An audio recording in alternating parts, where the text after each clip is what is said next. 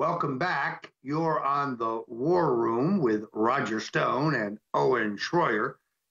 You're in the second hour. Coming to a movie theater near you soon is a dynamic and exciting new movie, Roe v. Wade.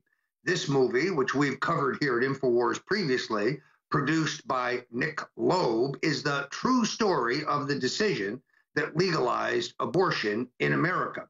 This movie has an incredible all-star cast that includes Jon Voight, Stacey Dash, Steve Guttenberg, Corin Berenson, one of my favorites, Robert Davi, Joey Lawrence, and yours truly, Roger Stone. Yes, I play a Washington Post reporter in a walk-on role, and true to character, trying to be exactly like a real Washington Post reporter, I'm a total a-hole in the movie. So let's take a look at this trailer if we can. Roe v. Wade, in the grand scheme of things, is not that important. I understand the importance that people attach to the Roe v. Wade decision. Real history of the 1973 Roe v. Wade abortion decision. The Senate has just confirmed. Brett Kavanaugh is officially confirmed. That will flip the decision. We have been in our second civil war for over 50 years now. A bunch of disorganized men are going to rid this country of abortion restriction.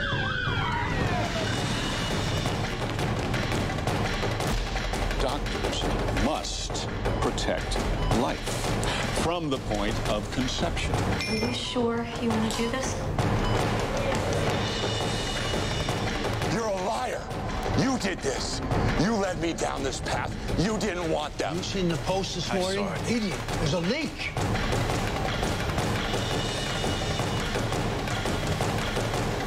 They've got Hollywood on their side. This is a conspiracy. Today, my mommy killed me. We found a girl in Texas. We'll give her a pseudonym. Call her Jane Roe. We found the right pregnant girl and the lawyers we could control. When you see a kid out of law school get to argue to the highest court in Texas, we want to rally behind the women's movement to get the TV media on board. What he's trying to say is I am the first Negro woman to graduate Harvard Medical. Faith in God. Respect for his law. You should join us. I promise you'd have more freedom. But we weren't Jewish, so we didn't say anything. And then they came after the mentally deficient. But we weren't deficient, so we did nothing. And now they're coming after the unborn. And so you're gonna do nothing?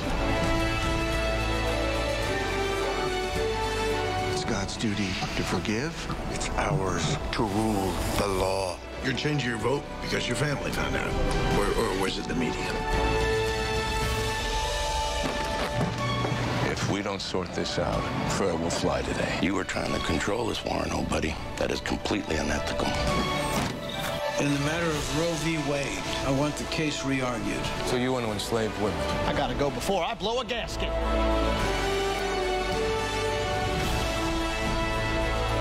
We got the majority. We're gonna win. This is beyond the authority of the Supreme Court. We are the law of the land. These girls should not be put through the pregnancy and should be entitled to an abortion.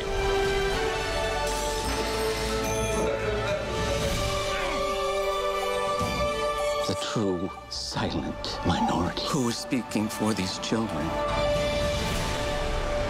We will hear arguments in Roe against Wade. There you have it. Some extraordinarily powerful filmmaking brought to you by Nick Loeb, an old friend of mine who has really put his heart and soul and his own money into this production. Now, the Screen Actors Guild, various liberal institutions in Hollywood did everything humanly possible to stop the making of this movie. Even today, here's a big surprise. Facebook will not carry that trailer you just saw. They won't authorize any of the advertising for this movie because of its inappropriate content. How's that for intellectual dishonesty? So tomorrow on The War Room, Mindy Robinson, one of the great actresses in this movie, is going to join us and talk about the role of internet censorship and the importance of the power of this movie, which I urge every InfoWarrior to see. Coming up soon, Roe v. Wade at a screen near you. Owen? Well, it seems like DC intrigue movies are in now. And there was also another movie that I guess was just pulled from all theaters a couple of months ago. It had Dean Cain in it. I always forget the name of it, but I think it's The Biggest Mass Murder in History, Dr. Gosnell's story. Another powerful film just showing the nastiness of abortion clinics and what goes on there. But, Roger, I think that this is an issue that seems to be kind of coming back into the fold as far as a political issue is concerned in D.C., and it's really more than anything, I think, because the left is panicked. I mean, I don't really hear conservatives in D.C. making a big fuss about this other than just Democrats saying, oh, look, Kavanaugh is going to destroy Roe versus Wade, reverse the decision. He's done nothing so far, by my view, to do that. Maybe if Bader Ginsburg finally steps down like she should have months ago and another conservative gets in, then maybe they look at that again. But, Roger, the only hype out of D.C., it seems like, is the Democrats fearing that abortion might be made illegal. Well, interestingly enough, I think if Justice Ginsburg is incapacitated or steps down, the timing of this movie to illustrate the real issues could be right on. Now, in my case, I shot a scene with a great actor, William Forsythe, a real professional who I have enormous respect for. We had to reshoot my scene 4 or 5 times. He was flawless every time. I got a little better each time, but it was a great experience. And I think the timing could be great to help frame this for the American people. The left is clearly panicked, hysterical about the fact that there may soon be a pro-life majority on the Supreme Court, and they need to know the real story and the political manipulation that was entailed in the original Roe v. Wade decision. So again, I urge everyone to go out when this movie comes out, go to your theater, go to your local movie house. When it comes out on video, by all means, see it. The left is going to try to stop you from seeing this movie because they're, tolerant and open-minded. So look for it at a theater near you soon. Owen, this is an extraordinarily interesting day because you have the deep state in high dudgeon. They are busted by the New York Times, one of their own organs, in a secret investigation looking into whether Donald Trump is a Russian agent. But I have to question whether New York Times reporter Peter Baker is demented or mentally ill, or is he just so riddled with bias that he can no longer be taken seriously as a reporter? When the president was asked by Judge Jeanine Pirro whether he worked for the Russians, he said that's an insult. And Baker reports Trump failed to directly answer the question. That's mental illness. That's not journalism. That's left-wing advocacy. Well, all you got to do is follow the Krassenstein brothers on Twitter if you want to see true liberal derangement. I mean, President Trump triggers these people into total hysteria. It's unbelievable.